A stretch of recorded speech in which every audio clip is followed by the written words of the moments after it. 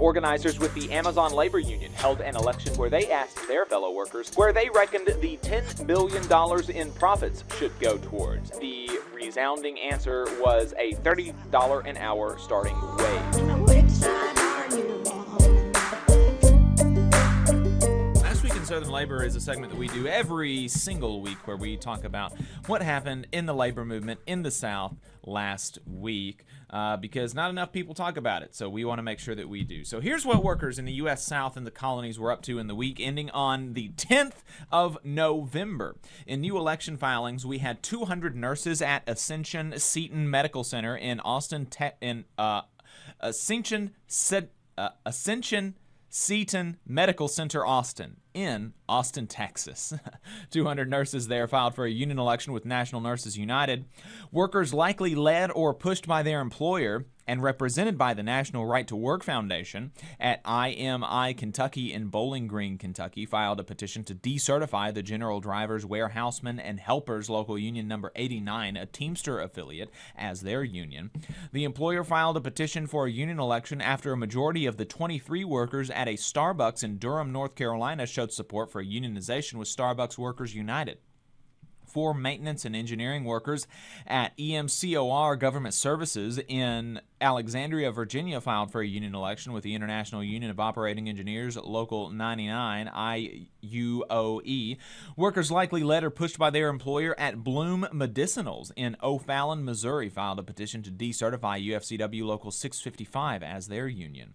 2 maintenance workers at CBRE in Washington, D.C., filed for a union election with IUOE Local 99. 48 workers at Pan American Grand Manufacturing Incorporated in Arecibo, Puerto Rico, filed for a union election with the Union de Tronquistas de Puerto Rico, Local 901.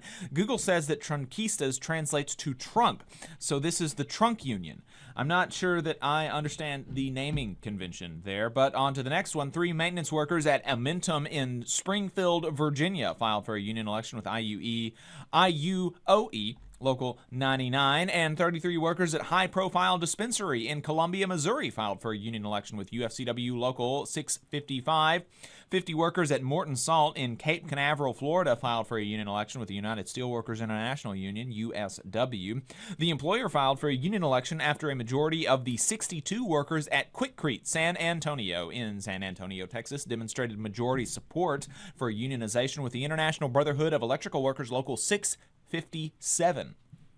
Workers likely led or pushed by their employer at the National Iranian American Council in Washington, D.C., filed a petition to decertify the IBEW Local 1900 as their union. 36 workers at Transdev in Baton Rouge, Louisiana, filed for a union election with the Amalgamated Transit Union, ATU, Local 1546. The employer filed for a union election after a majority of the 20 workers at Night Owl's Print Shop in Houston, Texas, demonstrated majority support for unionization with the new independent union, Night Owls United. And finally, 4 workers at Red Label Dispensary in Stillwater, Oklahoma, filed for a union election with UFCW Local 1000. We only had 3 election results. First up is 15 workers at Rising for Justice in Washington, D.C. voted in favor of unionization with the Washington Baltimore News Guild, Local 32035, 13-0 with 3 challenged ballots. So a unanimous victory there. 25 workers at Fiat Products in Somerset, Kentucky voted to decertify the IBEW Local 651 as their union, 9-14. And 111 workers at Daltile, Tennessee in Dixon, Tennessee voted against unionization with the USW 45-58. In a less conventional election, though, organizers with the Amazon Labor Union held an election in the parking lot of an Amazon facility in northern Kentucky where they asked their fellow workers where they reckoned the $10 billion in profits should go towards. And the resounding answer was a $30 an hour starting wage. Unfortunately, instead of ignoring the joke or leaving the workers the hell alone, Amazon is trying to retaliate against these workers for exercising their federally protected right to union activity. In settlements, grievances, and unfair labor practices, we have been regularly reporting that UFCW Local 655 is on strike at Shangri-La in Missouri.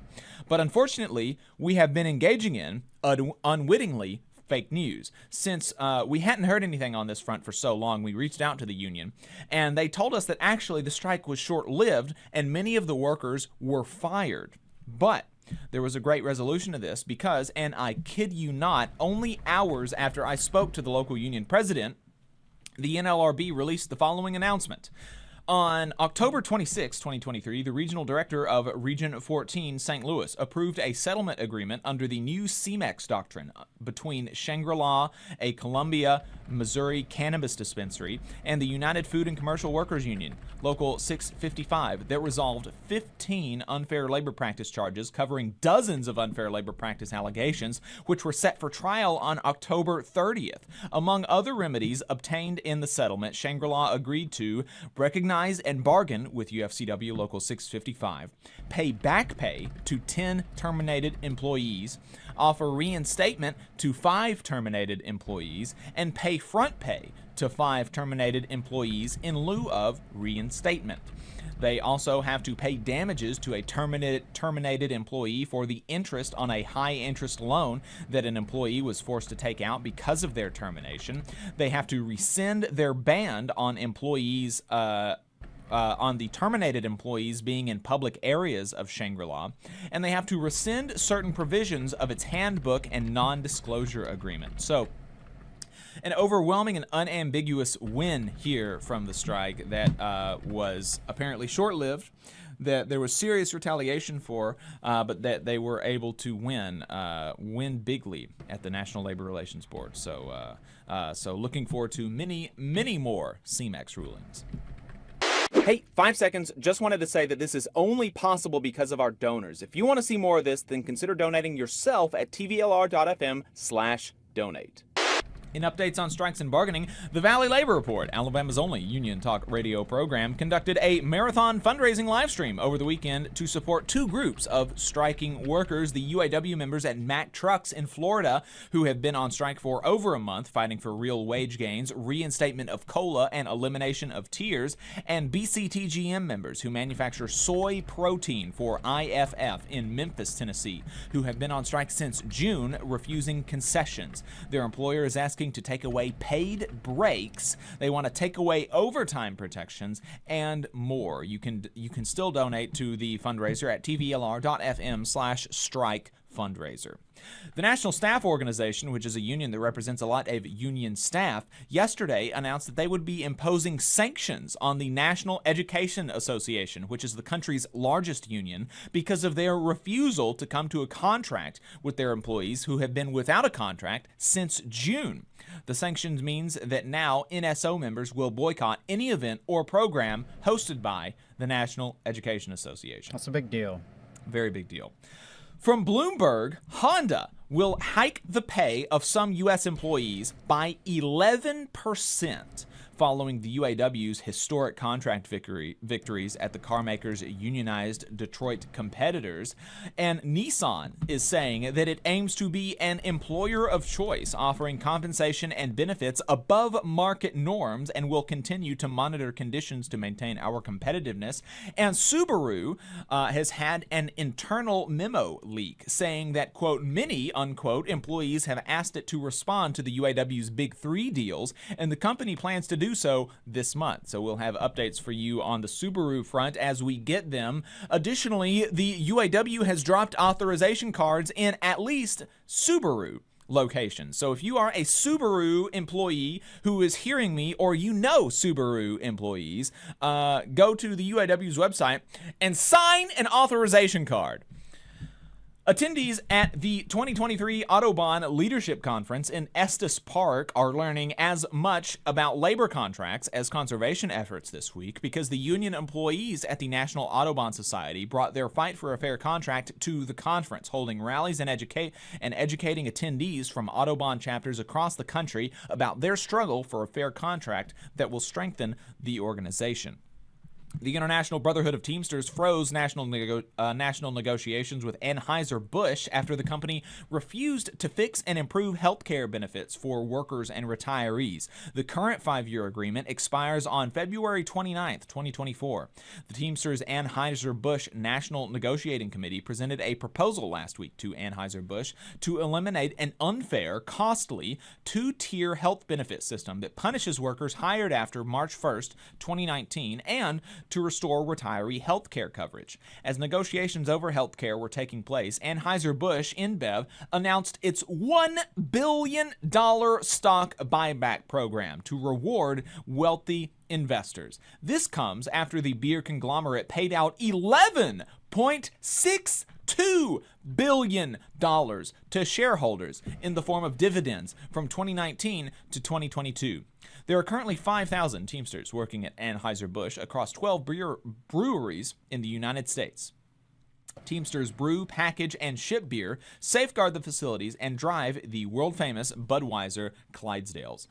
Just really, really despicable stuff. If you want to boycott Anheuser-Busch, this is the reason, right? Because they are trying to shovel billions of dollars to wealthy investors instead of making sure that their retirees have health care. Just absolutely disgusting display from Anheuser-Busch. In policy, politics, and legislation, Anthony Daniels, an Alabama state representative from Huntsville, a Democrat, supposedly, is running for Congress in the newly drawn District 2 that is now winnable for Democrats thanks to a court order. And no, Huntsville is not in the newly drawn District 2. Immediately before he announced, he attended a ceremonial bill signing of the overtime wage tax exemption bill that took place at, get this, Hyundai Motor Company in Montgomery. And that's correct. That is the same company that has been exploiting prisoners, children, and has been discriminating against its black employees, in part in service of an anti-union agenda. Anthony Daniels lent his credibility to that company, a Democrat, supposedly. The American Postal Workers Union last week called for a ceasefire in Gaza, as did more than 100 congressional staffers who made the demand after walking off the job for a day. The only maternity ward in the county that Alabama State House Representative Susan DuBose resides in closed last month. So naturally, she is announcing plans to file bills to restrict access to porn and to codify a definition of men and women in Alabama state law, because she is focusing on the important things. Bloomberg had a great rundown of the funding issues at the Department of Labor and the real-life ramifications of that. Check that reporting out. And Missouri Senator Josh Hawley has joined a growing chorus of lawmakers in Congress who are urging the Department of the Treasury to take action to preserve union trucking jobs amid Yellow Corporation's bankruptcy. Last week, Hawley sent a letter to Treasury Secretary Janet Yellen to raise concerns about Teamsters' job being jeopardized due to years of company mismanagement. Public records originally obtained by More Perfect Union show that a conservative think tank drafted new legislation that is seeking to roll back certain child labor protections in Florida. And finally, the SPLC union put out a statement on the situation in Gaza, saying that the SPLC union stands strongly in solidarity with the Palestinian people. There is a way beyond occupation. There is a way beyond apartheid. There is a way beyond bombings. We have to move towards peace and freedom. You just saw a clip from the Valley Labor Report. We are live every Saturday morning from 9:30 a.m. till 12:30 p.m. And we pride ourselves on keeping all of our content free to everybody so that we can talk to as many working folks as possible. If you support the work that we're doing, you think that it's important, you think that it's good, then consider making a monthly contribution to the project. And you can do that on our website, tvlr.fm.